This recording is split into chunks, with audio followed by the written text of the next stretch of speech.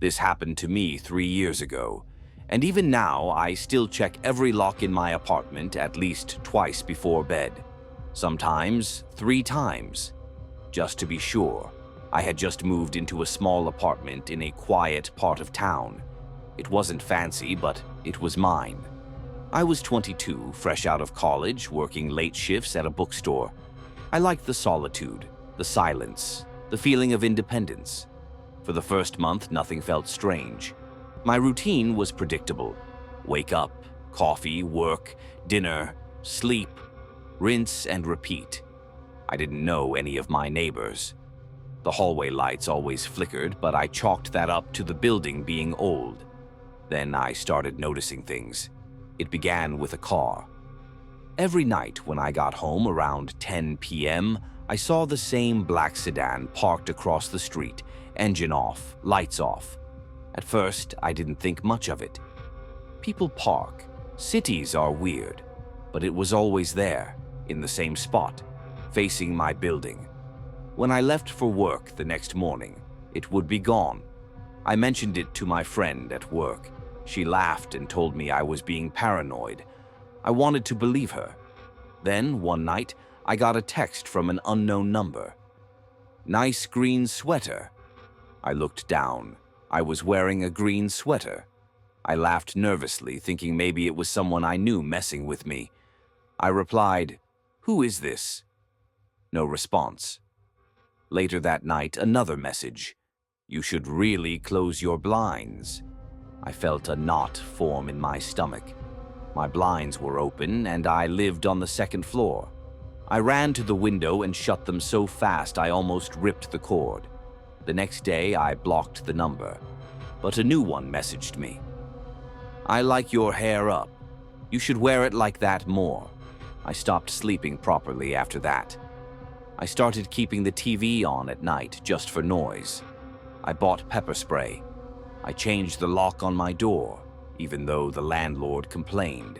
Still, the messages continued. Sometimes they were just descriptions of my outfit. Other times they mentioned things I did inside my apartment, like how I brushed my teeth or what book I was reading. That's when I realized they weren't watching from the window. They had been inside. I went to the police. They took a report, told me to keep my doors locked, document everything. But since the texts weren't threats, just disturbing, there wasn't much they could do. I felt helpless. Then came the night I found my door unlocked. I always lock it. It's the first thing I do when I come home. I stood there for a full minute, not moving, staring at the knob. I told myself I must have been tired and forgot. But deep down, I knew I hadn't. I stepped inside. Everything looked normal. Nothing missing, nothing moved, except one thing. My bedroom closet door was open, just a few inches. I hadn't opened it that morning. I knew it was shut. I walked into the kitchen, grabbed the heaviest pan I could find, and crept to the closet. My hands were trembling. I yanked the door open and nothing. Just clothes, shoes, boxes. But then I looked up. On the top shelf was a Polaroid photo of me, sleeping, taken from inside the room. I stared at it for a long time. My bed, my blanket, my face half covered, mouth slightly open. The photo was real. I could see the corner of the nightstand. My clock.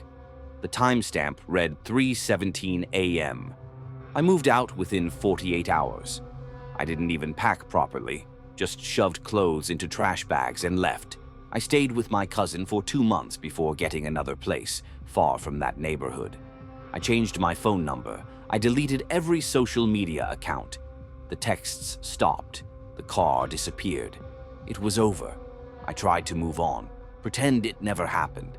But last week, almost 3 years later, I found something taped to my apartment door. A photo, a recent one, of me at the grocery store, smiling at the cashier, and scrawled on the back in neat handwriting, "Still watching."